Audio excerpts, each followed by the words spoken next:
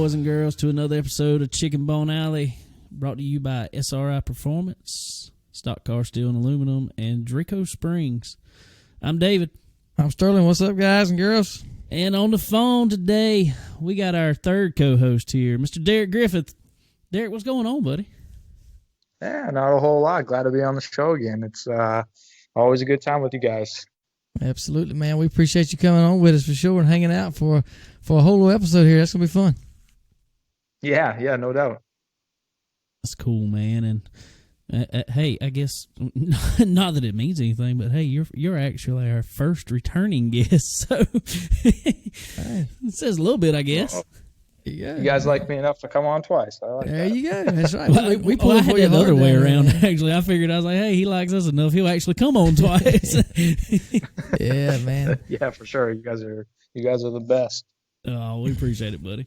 But anyway, how's everybody's weekend? Oh man, mine was crazy. We got a little 23-foot Sportsman center console. So my wife likes to go out and ride all the time, and she wants to fish, but we always end up riding. So we're going to fish. So we go off and go out in Georgetown or inlets and whatnot, and we end up riding the whole time. So anyway, I separated my weekend. So Saturday was her riding day. So we go down, we ride the Intercoastal Waterway, we go out in the go out in the ocean a little bit and mess around. It was nice. And then Sunday, David, you went with us. We went out to Jetties down in Georgetown, and did a little fishing out there. So we had fun, man. We had some experiences for sure. It was fun. You know how I spent my Saturday? How's that? Cutting grass. That's normal. I done told you do all that during the week. Well, I couldn't get it done. It rained every day, I think, pretty much in the afternoon. What about you, Derek? Well, when we got back Friday, we got home around 3:00 Saturday morning. I worked a little bit on Saturday because we skipped Friday, and Sunday headed up to Maine to the girlfriend's brother's lake house and hit we do some like wake surfing and all that, and he's got some stand-up jet skis. So we had a good Sunday up there, really, and good to relax for a weekend. It's been a while since I've been able to just chill out for one whole day and not have to worry about nothing. So it was good to go and hang out, and especially it was like 90 degrees up there, so really nice and hot. It was the sister's birthday too, so she came up with us, and we all had a little party. It was a good deal. Good deal. Happy birthday. What's your sister's name? Cassidy. Happy birthday, Cassidy. Absolutely. Happy birthday. Oh, that's cool. Well, we all spent on the water. Well, let me tell you about this. Let's go over this little fishing trip we had a little bit Sunday. This was quite the interesting fishing trip because honestly, me and Sterling have always freshwater fished, and we decided here this year, since he got this boat, we gonna try some saltwater fishing and brackish water fishing and stuff like that. Well, not talk junk about our buddy Scott, not at all. But we're riding out there, getting it out towards the jetties. By the time we come out the little inlet, we see the ocean. Well, he decides we're going fishing over in this spot. Well, to start with, who would ever think, Derek, would you ever think that, I don't know, a quarter mile out in the ocean, there's a sandbar? I would not think that. I really wouldn't. So, I mean, I'll give him that. No, I'm not too familiar with especially like offshore fishing stuff. I mean, we don't do a whole lot of fishing up here. But I mean, you go out there in a boat. I mean, I'm not the captain of the year, so I'm going to be running that thing on the sandbar as well. So I don't know if you ended up on that thing, but that's where I would be. Yeah, that's exactly where we ended up. We found like a foot of water in the middle of the ocean out there. I don't know how you do that, I swear. And there was people probably 250, 300 yards from us, and we're standing outside the boat pushing it.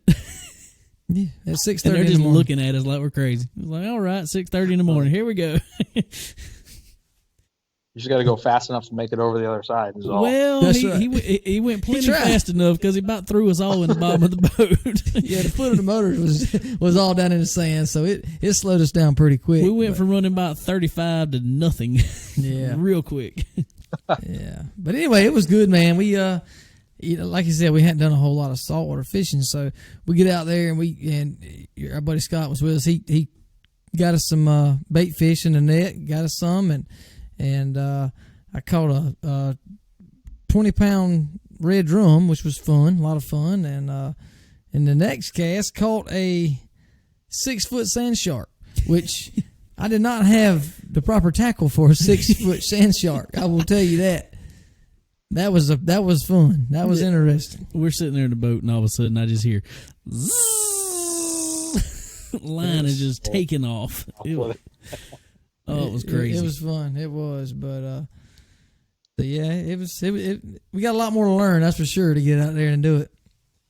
Yeah, we sure do. Anyway, everybody working hard. First of this week, having fun. Yeah, we're hanging in there, man. Yeah, you go ahead, Derek. We've been pretty busy at our shop and everything, so just especially trying to catch up. These weekday racing deal is tough for work, so you're just trying to stay on top of things, especially while I'm gone. The guys at the shop are working hard, so as long as everything goes smooth, it's nothing. I mean, can't say everything always goes smooth, but as long as you try, that's all. That's all you can try. Right. Well, what is Derek Griffith's weekday work like? What do you do? So I own and operate my own. I have a car dealer's license, and what I do is I buy cars in Japan, like specialty cars, and I ship them here from Japan, import them, get them all here, serviced and everything. And I sell them, and then also we have a repair shop at the same location. So I have 2 techs that work for me, and then I control the sales and kind of manage the shop and the importation and all that. And then we do some U.S. cars every now and then for sales, but not really a lot. So all oddball stuff, crazy like 4x4 diesel camper vans and, right-hand drive, 300ZX Nissans, all the turbo Nissans that we never got here in the States and all that stuff, the Supras, the Skylines, the whole deal. So we do that. That's what I do during the week. And then at night from 6 to 10, we work on race cars, usually over in Kingsborough. So usually a pretty busy day. I bet. And, I bet that titling, getting everything over here and titled and all that's probably a job. I'm sure it keeps you busy. Oh yeah. Yep. Everyone's like, oh yeah, I saw one of those cars for sale over there for like $4,000. I'm like, buy it and try to get it over here. You're gonna be really mad you bought it because it's a ton of work, but it's fun. I do it because I enjoy it more than anything. The money side of things isn't really like the best, but I love I like coming into work. Every shipment that we get has something else that's weird on it, and everyone from like 1930s like muscle car hot rod guys all the way to like newer BMW guys all stop in and they're like, man, you got the coolest stuff outside. We have this like little box van right out in front of the office that's no bigger than the size of like a golf cart, and it's like 6.5 feet tall, and it's got a 3-cylinder turbocharged engine in it. It's front wheel drive. It's a 5-speed, and it's all done up with crazy like bass boat paint on it. It's like brown bass boat paint. It's just wild looking. So people stop in just to say, what the hell is that thing? So yeah, we do a lot of cool stuff like that. That's sweet, man. That's sweet. But I'm going to tell you what, I know you talk about all these high-end cars, and this is a super nice car too, but I see you Stinger that you drive a good bit. I like that car. Oh, yeah. It's my girlfriend's car, actually. Yeah, I talked her into buying this thing. She wanted an SUV. I'm like, listen, you got to buy this thing. You got to buy this thing. And it's been we just drove it to Pennsylvania last week. I mean, the thing's been unreal. She bought it last July. It's got 34,000 miles on it already. So she drives it. Well, my wife wanted the Stinger, but we have 2 kids, and so I talked her into the Telluride. And yeah, that's what she wants now is a Telluride. It is I would tell you what, that thing is nice. I love it. That's one of the best vehicles we have ever bought in our lives, and we've already got 30-some thousand miles on it also. So yeah, the warranty's unreal. 100,000 mile, 10-year warranty. It's crazy. Yeah, down here they give us free oil changes for life with them. So I'm like, we can't beat it. So that's nuts. Yeah, it's crazy. Anyway, well, it's been another week for me at the bus shop. Changing seat covers still. Changing seat covers. That's exciting, man. Thomas School Buses got the stupidest recall ever on school bus. That's what you do. Yeah, Well, I'm technically a diesel mechanic. And okay. I had a funny story about that too, actually, after. And that sounds a whole lot more exciting than it is when you go to work at a school bus shop, because you no longer become a diesel mechanic, even though you're hired as one. You become the upholstery guy, anything to do with that diesel bus. Anything to do with that bus. Yeah. And especially when we got a bunch of buses that are still under warranty now because they didn't buy any buses forever. So we do zero engine work pretty much, other than change filters and stuff. And it's like, all right, we're just I don't know what we're doing here. Changing light bulbs, I guess. What's your story? So I when I was in high school, that's what I did. We had a diesel tech program, and so for 3 years I was in that diesel tech program. I got to go to Skills USA, and we won the state competition, went to nationals, and that whole deal. And my teacher, which I'm still really good for, actually, he was just at my shop yesterday. We let him use the lift. He's a Manchester Police Department cop now, so props for him for taking on that job. But he stopped in and talked about it and everything. But anyways, he's the one who kind of he's like, listen, you really got to figure out if this is for you, because it's not all fun and games when you get out there after you graduate either from the college program or whatever. So that's right. He kind of not persuaded me not to go, but made me really think about my options, and so it was cool. I feel your pain. We worked on a lot of Kubota and Deeres and 7.3 diesel trucks in school, so never was it doing anything fun. Why did they ever get rid of the 7.3s? Up until last year, we were still running 7.3s in school buses up until last year. Oh yeah, yep, gutless, but they'll run forever. Forever. That's why they got rid of them, because they'll run That's why forever. they got rid of them. They couldn't make no more money off of them, I guess. Exactly. They got cracked pistons and everything new. I'm telling you. Yeah. Well, anyway, man, since, we are a racing podcast, I reckon we'll get to a little bit of racing. But we want to go back a little bit, since we didn't get to talk to you after you run up there at White Mountain Speedway. Man, did you just show everybody how to drive? I mean, what was going on up there? I mean, dude, from the back to the front, that's awesome. Yeah, it was that there's something about that track that for the last 3 or 4 years has just been, I don't know, something about that track I just really like. I think it's how tough it is on tires. So we raced there 2 weeks before we won that. It was probably 2 weeks ago now, and we just had probably. If you ever had a bad day at the racetrack where you're just like, why did I even go to the racetrack? That was one of them. We just, from the unloading the car to loading it up on lap 70 with the right front all tore to hell, and the whole right side tore off. We were just like, what the heck were we even doing? So we needed a little a redemption in sorts. So we come back. We weren't even going to run this race. We show up, we worked one crazy week. It was every night was till midnight working on that thing to make it, race ready. And we get there, unload, we're fast, go out there for the heat race, draw dead last as usual. So we Right. go out there for the heat race, and an older guy, Kelly Moore, just for 5th place. So we have a transfer spot because they're running consolation races and everything. So right. For the transfer spot's 4th. So I'm up underneath Kelly Moore for 5th place with, 2 to go in the heat race. I'm not going to catch 4th, but at least I'll have that one extra spot. I get up underneath him, runs me right on the rumble strips the first time. So I'm like, all right, I'll get him. I'll get him the next lap. We're coming to the white, get all the way up underneath him, runs me right into the grass, tears the whole nose off. I'm like, Are you kidding me? For 5th place in the heat race. Oh my God. So here we go again. We pull in the pits. We missed our consolation race, but they let us start tail of the second consolation race. And usually what they do is they allow you to take 2 tires if you start in the consi race. Well, we were going to do that, but we had no time. So we ran the consolation race with the right front fender held on by vice grips and no grill on the car. It was pieced together. And so we go out there and just drive around a couple laps and come in and start tail. So we started, we got it back together, pieced it together, and I was wrong. There was actually 30 cars on the racetrack. We started 29th, and just, lap 40, the same few guys like that can be really fast there.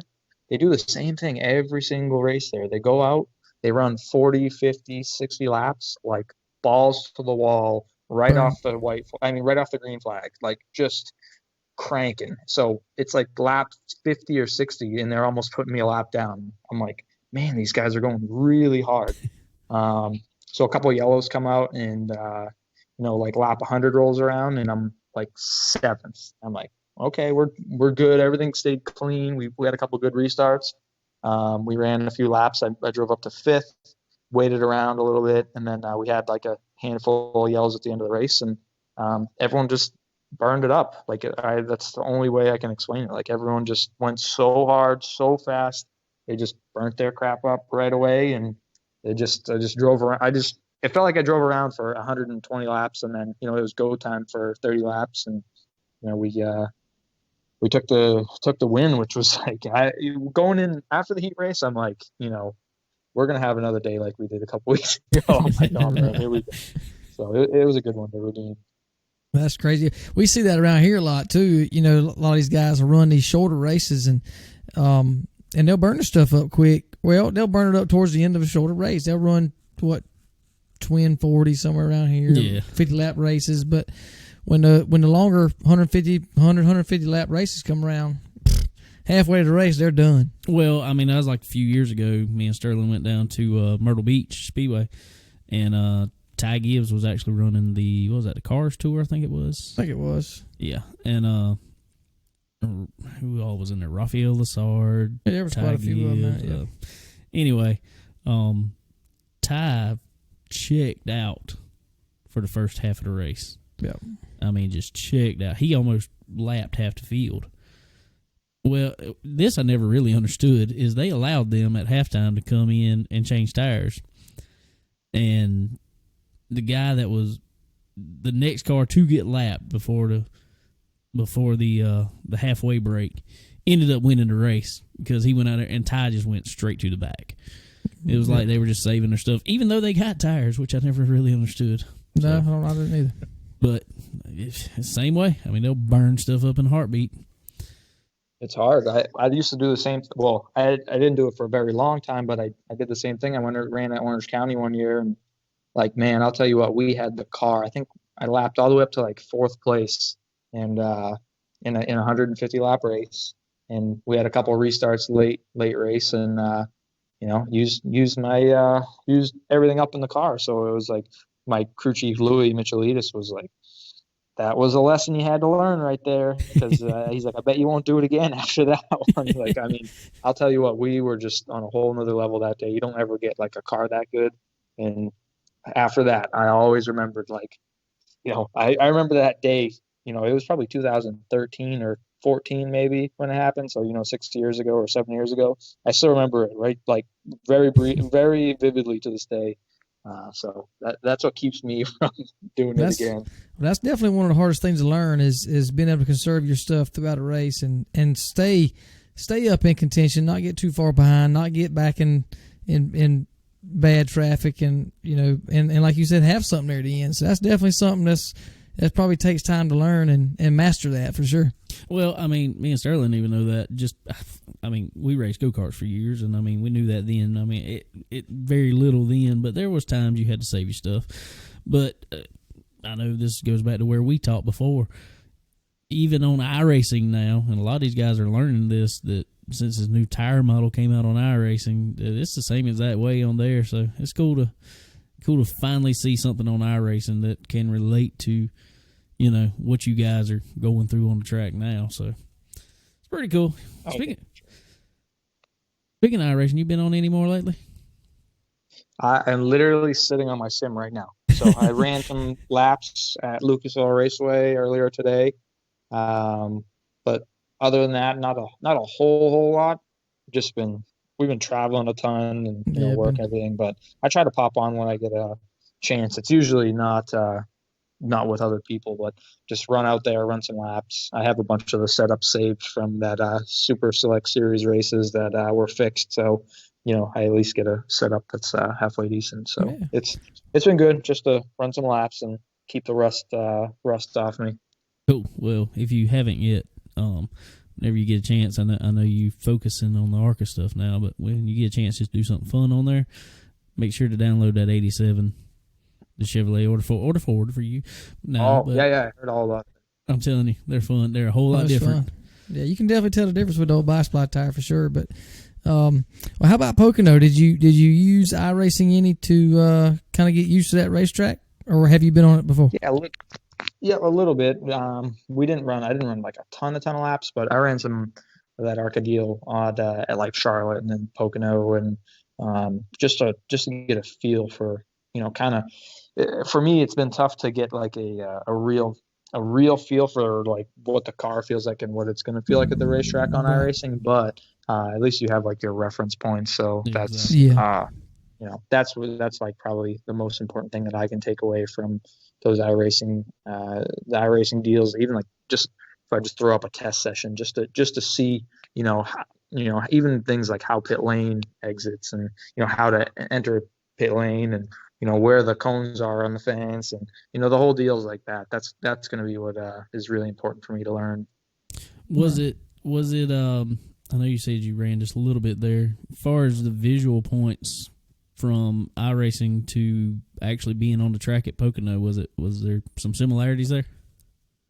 Oh yeah, for sure. iRacing's pretty dead nuts on the visual aspect of things, especially now. Like I have before I had a horrible computer that barely even ran iRacing, so I got a better computer now where you can see the cracks in the pavement and all that, where they look almost identical in real life. I mean, I'm going to I've never been to Lucas Oil Raceway. We were supposed to go out there for that Super Select race a couple years ago, and we never made it. So this whole iRacing deal is going to help me a ton for that the ARCA race on Friday.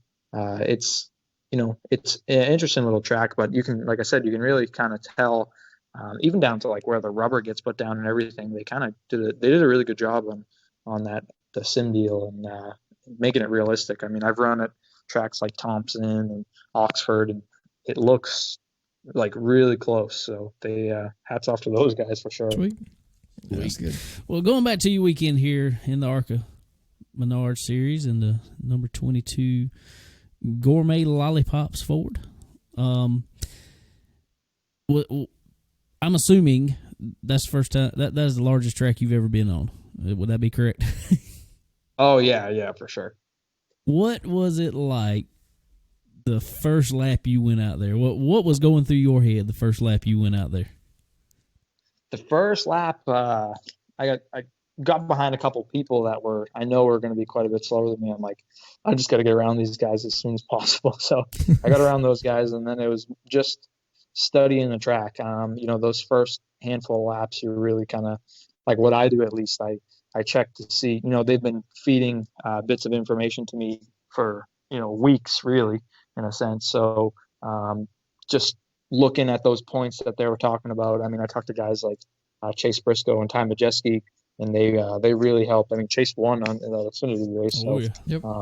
Guys like him were telling me to hit certain points in the racetrack, and there was rubber in this spot and cones in this spot. You got to drive to this point, and there was all kinds of different bits of information that, like I said, was fed to me. So, just those first few laps, putting a visual aspect to those things that they were saying was really my takeaway from those first few laps. I mean, they went out there. We ran like, I don't know, 4 laps or something like that in orientation, rookie orientation practice. We had a tire rub, so I pulled in during it, and I made it out there for one more lap. And then they ran like a 1-hour group practice deal where we were the last group to go out. So I only got another 5 or 6 laps out there. So I'm like, wow. Man, I really wish I would have got some real seat time out there. And of course, I'm out there with the guys that are, 3-4 seconds off the pace too. So like I couldn't get up behind someone and really learn compared to where everyone else has either been there or been there to a track like that. So it was a little frustrating getting no practice, but that was, like I said, the biggest takeaway, just the visual aspect of how the track looks. Good deal. Did they just draw for or was there any qualifying, or did they just draw for position? Yeah, no qualifying. They threw us out on the starting lineup by points. So I started Okay. 15th Okay. because it was like owner points or something. I I got you. forget how they did it. I got you. Well, man, Well, you sure impressed me, man, to get out there. Hadn't run that car very much, I guess, at all. Definitely hadn't run the track. That's impressive. I mean, Pocono is a different breed in its own, and to not, to not experience that racetrack at all prior to that's very impressive. And man, you were rolling. It looked like the car fell off in the longer run, but you were strolling the starter runs for sure. Yeah, I appreciate it for sure too. It was a cool deal. A lot of it just like was seat time. I mean, I've never had any sort of aero. I mean, we run New Hampshire Motor Speedway with a super, but it's a mile long track, and the super aero is like a world of difference to what the aero is in these big cars. And so for me, it was just a big learning curve there is going to be pretty steep no matter what. I'm just hoping to kind of pick it up a little bit better the next time we get it to like one of those bigger racetracks. But with no practice or anything, I kind of did what I could with the hands we were dealt and everything. And I think that it was funny. The best lap of the whole race for me was on lap 70 out of 80. So I saw that. I finally got into a rhythm and started clicking, and it was like, okay, that's where I need to lift, or that's where I need to brake, or that's where I need to turn. And there was I got my 70 laps of practicing. There was just during the race. Exactly. Yeah. Well, at least it came around sometime. Yeah. Better late than never, I guess. Yeah. Oh, well, man, one of the coolest things about your deal to me, what is it like to be able to work with Paul Andrews? I mean, he's just in my opinion, a Hall of Fame crew chief and just awesome dude. And what's it like to be able to work with him? Oh, it's unreal, to be part of that whole program, that whole deal has been a really cool deal. So Paul Andrews and Chad Bryant have gone to pretty much all the KDDP banquets. So the Kiwiki Driver Development Program banquets. We were a 2-year, we're in that program for 2 years, and it was unreal, the amount of exposure that I got, or, maybe not online or anything like that, but the amount of exposure that I got to, important people in the business, like, Tom Roberts, who got Alan Kiwiki his Miller deal, and, Paul Andrews. I sat with Paul Andrews and Chad at my KDDP banquet, and, I kind of briefly knew who they were, but I didn't really, have the complete understanding of who they were. And so that was cool to kind of build a little bit of relationship just based off of the, KDDP deal and that alone. And then, so me and Paul kind of have that connection in a sense too, where he's part of this program that, wants these younger short track drivers to be coming up through the ranks and help push them to the next level. That's the whole reason for that program. And it who else would I have ever wanted to work with other than the guy that worked with Alan Kiwiki when he got his championship run in the That's right. in the 7. So that's pretty damn cool in a sense. And he's such a humble guy, and you can definitely tell he has his times where he's got to be serious and his times when he's happy to joke around, have some fun. But he's unreal, the amount of knowledge and stuff that he says, and it's just such a cool deal. That's awesome, man. That is definitely not many people get that opportunity for sure. And like you say, for him to work with Alan for so long, and for you to be carrying right on, that's definitely a lot to be proud of for sure. That's awesome. Yeah, the KDP guys are definitely happy too. So it's definitely been a cool deal. That's awesome, man. Anyway, as far as in your race, how was it once you got up there running towards the front pack? How was it running with all those, with Haley Deegan and Ty Gibbs a little bit and Drew Dollar and all them guys? How was it running around them? How'd you feel in the car? Good, obviously a little bit, not, I wouldn't say outgunned, but they get a lot more experience than me at a track like that. So to see what they did versus to see what I was doing or did was interesting. Especially on the first thing I did when I got back Saturday was watch that race to see how it looked, because I mean, I'm sure you guys know more than anyone how different it looks from inside the race car than it does outside. Oh yeah. Um, so I just watching them and how they, use their race car and use the track was good for me.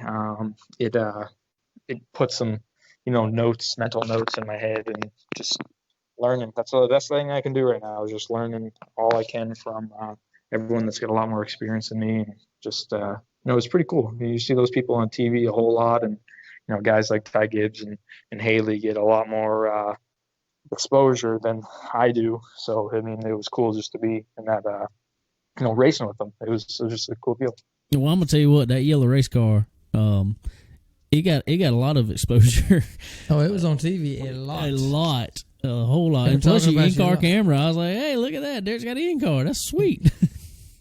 Yeah. I didn't even know I was getting an in-car till Paul was putting in a whole bunch of stickers, and I'm like, what do you got going on there? He's like, see that thing right there? That's your in-car for tonight. He's like, so don't be picking your nose or nothing like that too much if you don't want them to see it.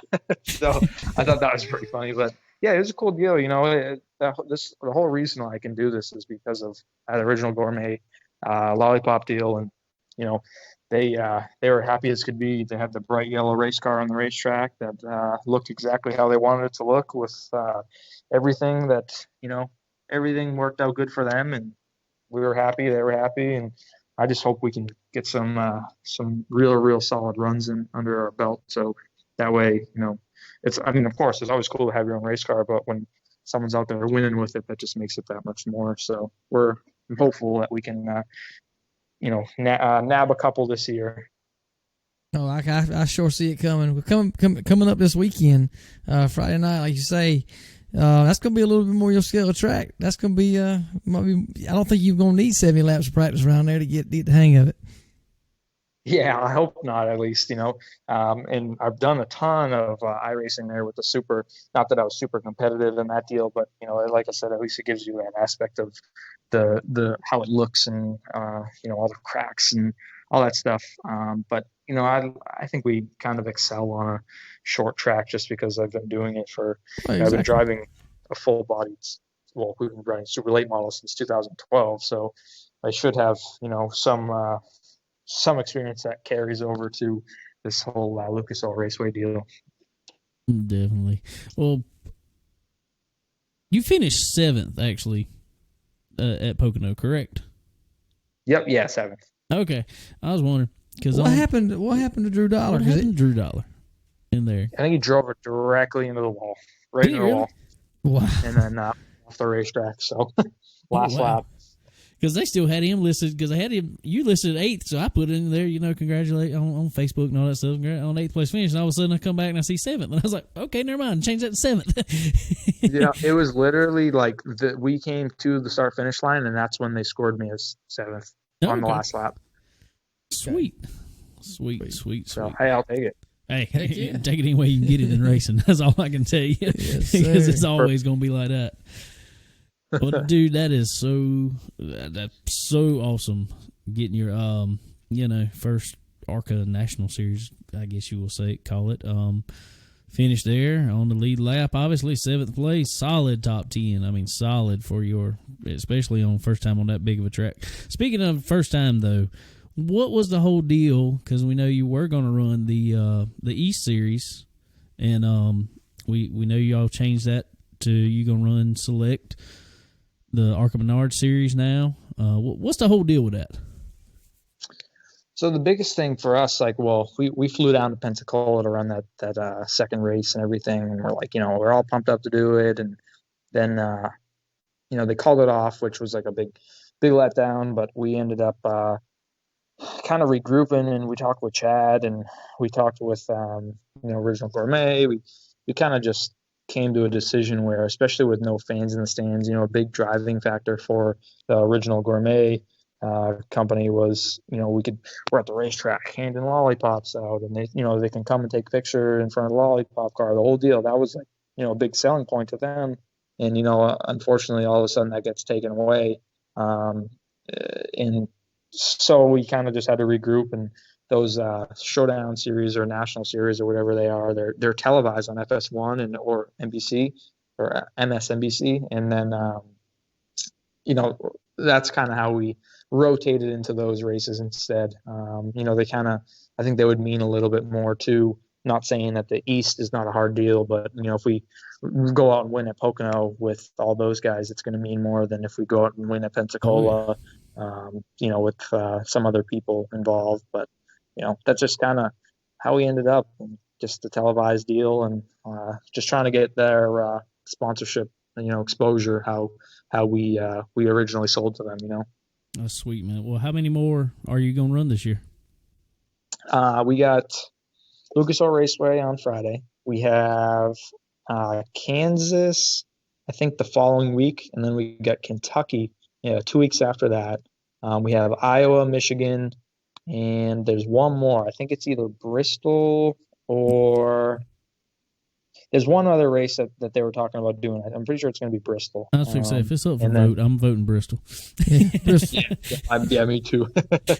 So that one, and then there's also New Hampshire Motor Speedway. If they end up running up there, I'd really like to run there because it's close to home. The Richard and the original Gourmet team come to the races, check it out. It'd be good for them too. So yeah. We'll see what we can come up with though.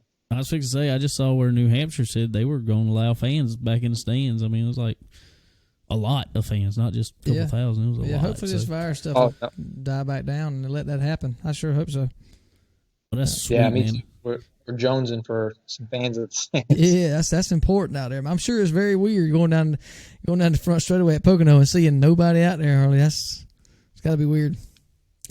Very weird. And not even that, too. It was funny. Someone took a black and white picture of like race cars rolling on the racetrack for that first White Mountain race where there was no fans in the stands, and it just looks weird. I don't know how to explain it other than weird. And we were actually allowed some fans there for the second race. So, things up here actually are opening up pretty smoothly, other than in Maine and Massachusetts. We're kind of bordered by two crazy states. So New Hampshire's pretty lucky to be our motto is live free or die. So there we go. I might move up there with you, man. Well, how about send that down our way? Because I think they're trying to shut us back down here. Yeah, I think so. we wanted to party too hard, when we thought things were clearing up, and now they had the most deaths in the state today from it. So I was like, yeah, what about that?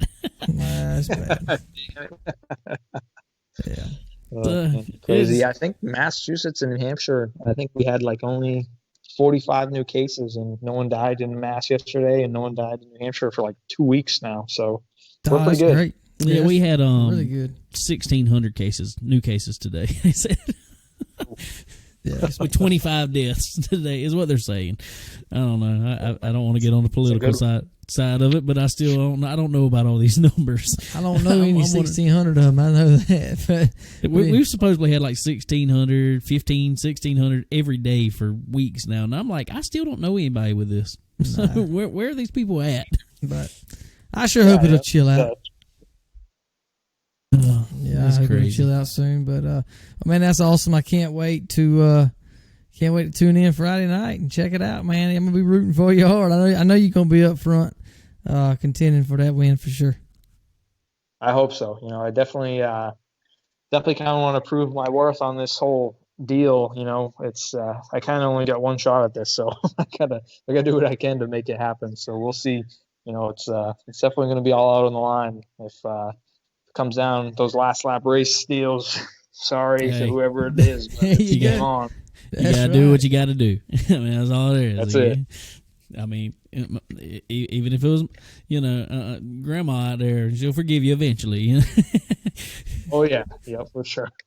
That's the way I see it. Well, anyway, Sterling, we got a sponsor we need to talk about a little bit here. Yeah, we sure do. SRI Performance and Stock Car Steel and Aluminum. I'm gonna tell you what. They're coming on with a little bit of everything anymore. We talked about it last week. They got yo-yos right now. They got some really nice yo-yos. The all the metal for it, all the material for it is sold straight from Stock Car Steel and Aluminum. Yeah, it's all built of aluminum. Nice, very nice. I think there's two different sizes, but they are sweet looking. Y'all go check them out. The Birdie Billet Yo-Yo. Go check them out. They are sweet. Super nice. And yo-yo. it is. It's an awesome yo-yo. It is awesome. See it. I mean, it's we put it on our Facebook page. It's sweet looking. And Derek, this actually applies to you a little bit right here. Exclusive offer for Arca Menard Series members only. Valvoline Pro V Racing Goal 0W30. They got it on sale for $1,999. Originally $2,598. That's a pretty good sale. Pretty good sale. That's pretty good for a 55-gallon drum. Yeah, I might have to look into that. I'm out of 55-gallon drum at my shop right now, so maybe I'll give Valvoline a call. Well, definitely check. We can hook you up on this. So we get 10% more off. We got a number. Damn. We know a guy or a gal anyway. Well, like we were just talking about down here, also right now here in South Carolina, it looks like everything's trying to go back on lockdown. I hope not, but anyway, Stock Car Steel Aluminum has got your sneeze shields 2.0. That's Sterling's favorite item. I'm telling you, man, I haven't heard yet, but I'm pretty sure it's going to be a 3.0 pretty soon. They're going to put tear-offs on them. They need to put tear-off tabs and tear-offs. See, I'm telling you, like I said, you ain't got to clean it. You just tear it off and roll. You keep on trucking. We need to be in the design department. I think I might. Yeah, I might have to talk with them. I had to get a little talk to them. Anyway, it is SRI Performance, Stock Car Steel Aluminum, and all your Draco spring needs at SRI Performance. They are your one-stop shop for all things racing. As of right now, still, use our discount code when you go to buy anything there. It is CBONE10. C as in? Chicken. Still glad it's chicken. Bone 10. CBONE10. Yeah, check them out. Check it out. Got all kind of stuff in there, man. Go check it out for sure. They got it all. So anyway, going into a little more racing, Derek. I know we've covered a lot of you, and we'll talk a little more about whatever we can.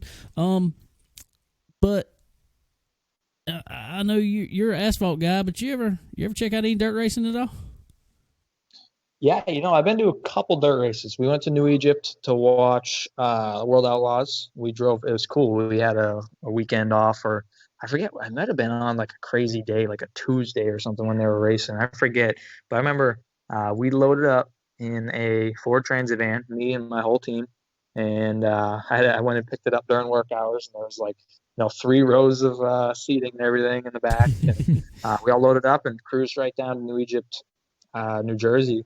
And we made we say one day, but we left at 5 in the morning one day, and we didn't get back till 3 in the morning the following day.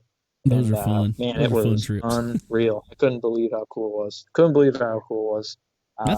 And then we went and watched some Volusia County races, some modified races down during Speed Weeks, not last year, the year before. So I've been around a little bit here and there, and Bubba always gives me a hard time, or like not a hard time, but we joke around about stuff sometimes. And he's like, man, you got to come down and drive this dirt crate late model I got. And, so we've tossed up the idea every now and then, but I just don't really have the means to do it. And I really, really think it would be something fun for sure. Good learning too. Oh yeah. I mean, that's car control at its finest there. So I think you need to jump in one time. He might be hooked, man. He might be running a different type of super late model. I'm out. I doubt. I mean, they can have a yellow. They can have a yellow open wheel modified. That'd be fine. We can make lollipops on it. That'd be good. But speaking of the dirt, man, I know you all up in. What Kyle Larson's doing now. He went back to sprint cars and running midgets and and whatever. Pretty much anything he can get his buddy, and he's pretty much running from what I can tell. And they had the Indiana Dirt Week, and he all but dominated every single thing in that midget week there. And now it's Pennsylvania Sprint Week, yep. And he's pretty much dominating everything in that. He is. I don't understand it. He is insane on dirt. Yeah, he's a shoe. I mean, he didn't make it to the level he did. Too. I think people. I do it all the time. Like I forget how good those guys are at cup level because you see them, they run all against each other, and you have those handful of guys that win all the time, and even those back of the pack guys, like they're there for a reason. So we have like you see like Matt Kenseth go and run those like Slinger National races or Motor Mile races or whatever, and wins like every time, or like Kyle Busch, he goes and runs Snowball Derby, he wins. Yeah. Like it's not he don't like run okay, or sometimes run bad, other times run.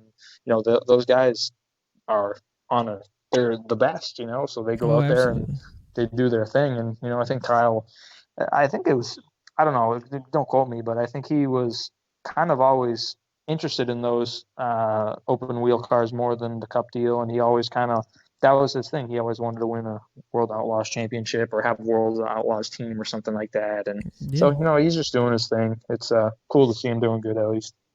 Man, it's crazy. I was looking at some stats the other night of his, I think it was like last 10, 12 races, and the worst he's finished is second.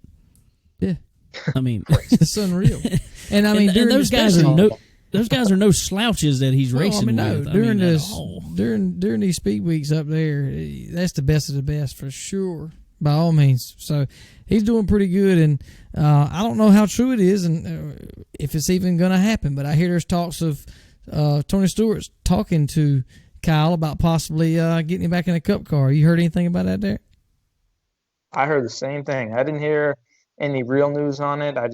I heard it when it first happened. I know Stuart Haas kind of had thrown up the idea of him running for them, and it never really manifested in anything. But I heard the rumors have been popping up a lot more recently. So who knows? It'd be good to see him back out there. It sucks he did a bonehead move, a dummy, like a complete face palm. But everyone makes mistakes, and I hope that people can forgive him and let him back out there, because one screw up I don't think can change someone's whole life, like especially something like that where he didn't say it in a very he didn't mean it in a demeaning way or anything like that. So right, exactly. It was a crappy deal all around, but hopefully he can get back behind the wheel of a Cup car one day.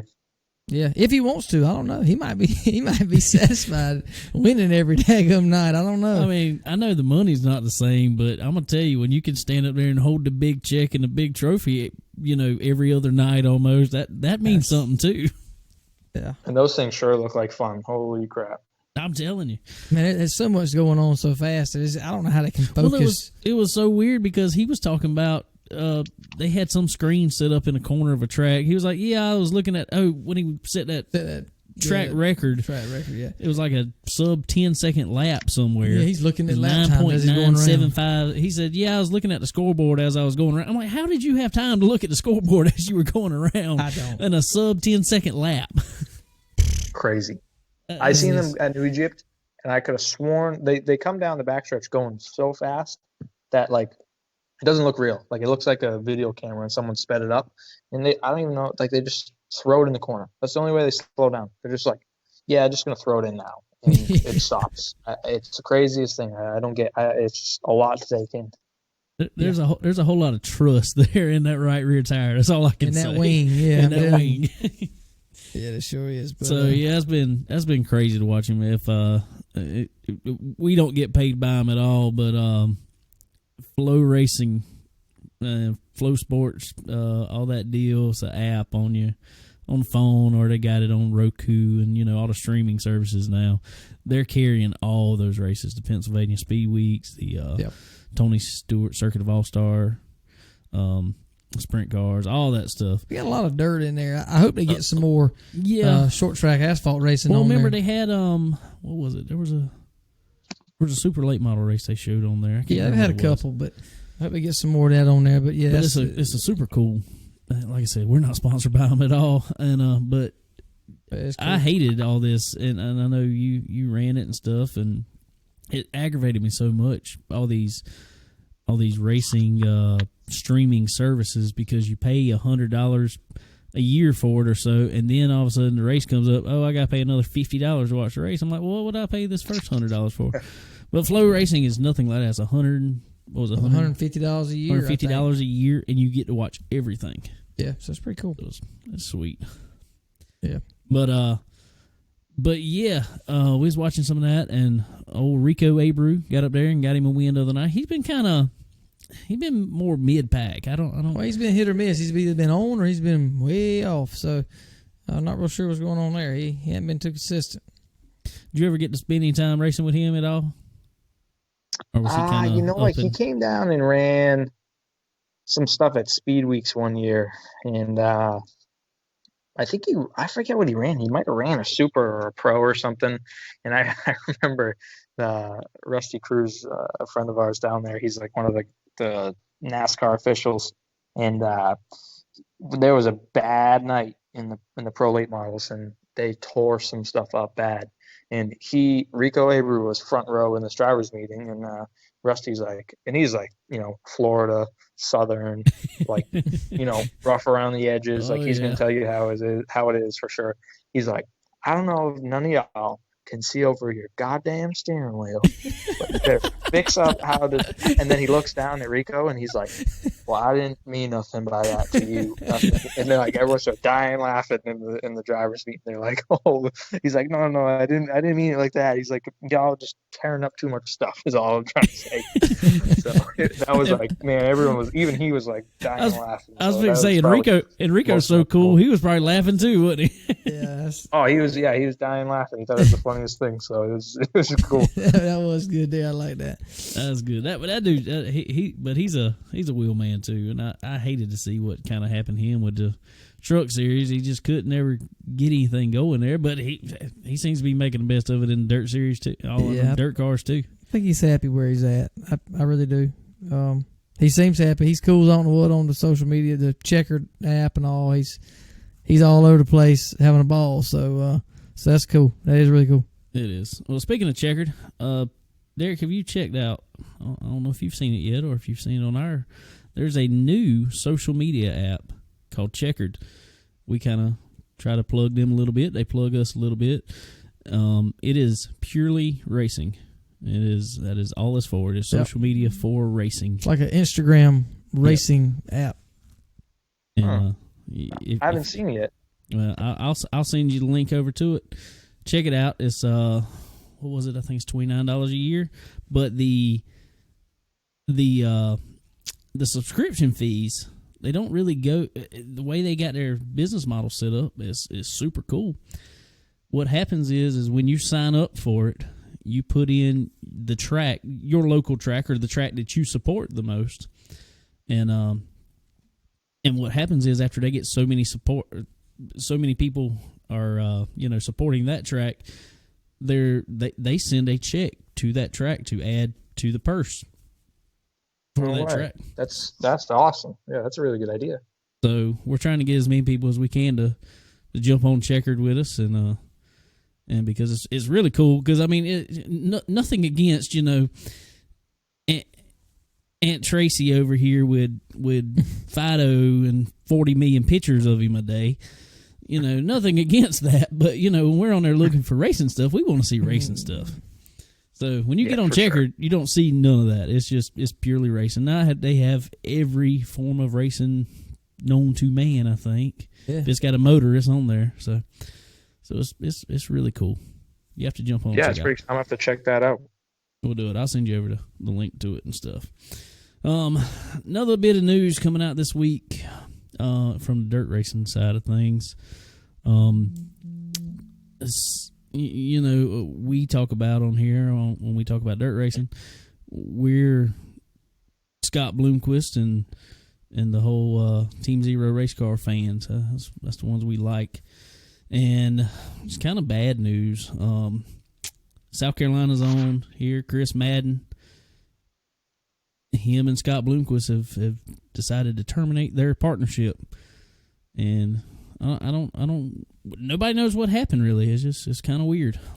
Yeah, I don't know. I don't know if Chris is just wanting to take some time off and spend it with his kids or whatnot. But he was running fairly consistent, and yeah, he was fourth in points. Place in the World Outlaw Late Model Series. So. Yeah, so not real sure what's going on there. I know Dryden came on and sponsored them both, big 2-year contract, and so I don't really know. I'm not sure if from what I can understand, Dryden's going to still help back him.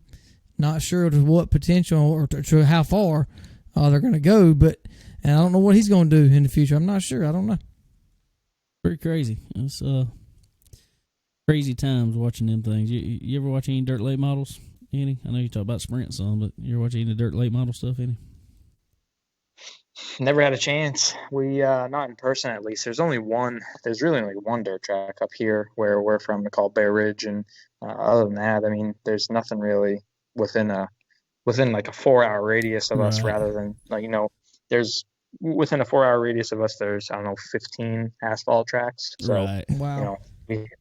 So we're lucky in that sense for sure. Yeah, right. definitely. And I know sprint cars and big block modifieds are more of the thing in the Northeast up there. So I know there's not many super late models aren't up there as much as far as dirt side of things. And so, but yes, it's I don't know. It's kind of one of the big teams that we watch is just all of a sudden boom gone. I don't know what. Yeah.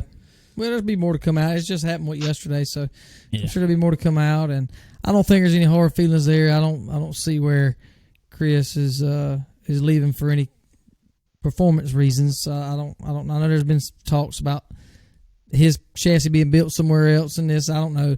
I don't believe all that really, but I guess we'll see what happens. But interesting Derek, for sure.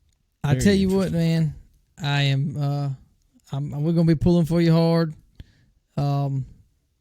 I feel sure you're gonna have a whole lot better understanding of that track a lot quicker, and see what's gonna happen this week.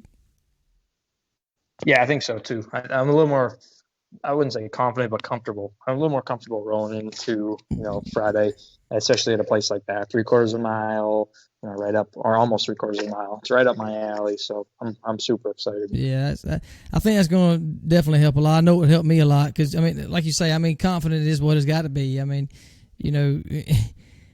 it'd be very hard for me to think I can get out on a 2.5 mile Pocono Raceway and be confident at all in myself, never doing it. And so for you to do as well as you did and with the competition that you were running around, I'm really looking forward to what's going to happen this week. I got a good feeling about it, man. And I know this is going back a little bit, but is turn 2 at Pocono as crazy as it seems? Oh yeah, it's screwed up. The whole place is so weird. Even the front stretch, you get going. The front stretch is like 3/4 of a mile long or something. They say you get going 175 to 180 miles an hour, and if it feels that fast, the only time it feels that fast is when you see turn 1 in front of you, and you're like, "Oh man, I gotta get through that." So that's coming up quick. Oh man, and you haul a mail down that front stretch. So that turn 2 deal was weird. They were talking about how you can hold it wide open through the dog leg, but no one did that, at least in the ARCA race. And I don't know. It was the weirdest thing. You lifted for just a split second, and you rolled right back on the gas right away. So that's such a weird thing to be. You're doing 140 or something back at that corner, and you lift off for just a second, and you're back on the gas before you drive into the corner. And the later half of the race, the sun was like right there. You couldn't see anything. So you just got to hope that you're in the right spots and that the wall isn't in the way when you come out on the other side. Wow. Yeah, it seems that looks like it'll jump up quick on you out of 2. It's crazy. I don't know how you get out there with no practice and just go for it. That's insane to me. But anyway, crazy for sure. I bet so. But anyway, man, well, I think we're gonna wrap it up, and we ain't gonna hold you on here much longer. But we sure appreciate you coming on here and spending the whole time on the episode with us. And like we said before, if we can get you on here as much as possible after these ARCA races, after your big whatever super late model races you're gonna run and stuff like that, we'll talk about them much as whenever you're available, man. And we appreciate you coming on here. Oh yeah, my pleasure for sure. And Yeah, always down for a show. So you just let me know when you want me on, and I'll make sure I get a little bit of time to make it happen. Good That's deal. great. Well, Derek, I sure appreciate it, bud. And again, good luck. We're going to be rooting for you down here in South Carolina for sure. And we'll be talking to you soon. Yeah, no problem, guys. Thanks. I appreciate the podcast appearance, and looking forward to another one soon. Good deal. Well, again, SRI Performance, all your race car and off-road and any other performance needs you have. Stock car, steel, and aluminum. When you're building that race car, give them a call. They got anything you need. Get online. Draco Springs. They can build you springs for anything, everything, anything. Anything. But Purple Springs, get them on your car. Checkered social media racing app. There we got Forward Bite. Check them out. Check them out too. Nice, cool apparel, cool apparel shirts, cool hats, stuff. So anyway, guys, well, we appreciate Derek coming on this week, and I think we're done for it. So we'll see you later. Later.